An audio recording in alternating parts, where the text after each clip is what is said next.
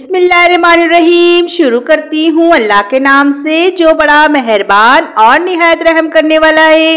अस्सलाम वालेकुम व्यूअर्स, उम्मीद करती हूँ आप सब खैरियत से होंगे और दुआ करती हूँ आप जहाँ रहें खुश रहें आबाद रहें।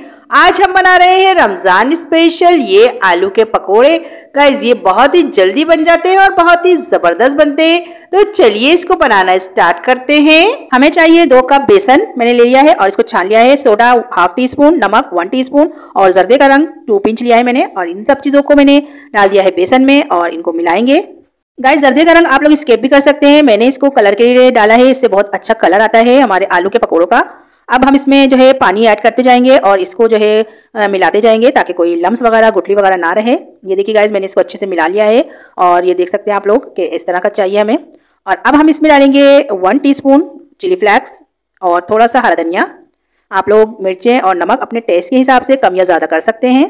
देखिए गाइस इसको मैंने मिला दिया है, हमारा बैटर तैयार हो गया है। मैंने आलू कट करे हुए हैं इस तरह स्लाइस में। मैंने 2 अदद आलू लिए थे ये। और ये देखिए गाइस हमारा बैटर भी इस तरह का होना चाहिए, बहुत ज़्यादा पतला नहीं होना चाहिए। मैंने ऑयल गरम करने रख दिया है कढ़ाई के अंदर और इसमें से ज़्यादा हीट भी नहीं आ रही है, बिल्कुल नॉर्मल गर्म है ऑयल, बहुत तेज़ गर्म ऑयल में हमें नहीं डालना है।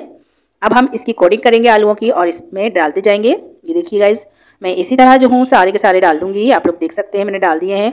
अब ये फ्राई हो रहे हैं, तकरीबन 2 मिनट लगेंगे इसको फ्राई होने में। और फ्लेम हमें रखनी है मीडियम, क्योंकि आलू जो है इसको थोड़ा सा टाइम लगेगा पकने में।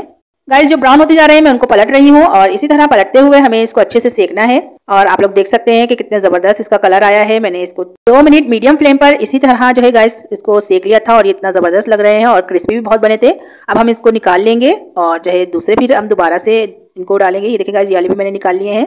ये देखिए गाइस मैं दोबारा से कोटिंग कर आलूओं पे और ये ऑयल में डालती जा रही हूँ। और ऑयल का टेम्परेचर अभी भी ज़्यादा तेज़ नहीं है, गर्म नहीं है ये। तो गाइस जब तक हमारे पकोड़े फ्राई हो रहे हैं आप लोग मेरे चैनल को सब्सक्राइब कर लें और बेल आइकन को दबाना ना भूलें ताकि आपको मेरी वीडियो बर वक्त देखने को मिले। ये देखिए गाइस ये भी फ्राई हो गए हैं और कितने ज़बरदस्त लग रहे हैं। तो गाइस आप लोग भी इसको ट्राई करिएगा और मुझे बताइएगा कि आपको मेरी ये रेसिपी कैसी लगी।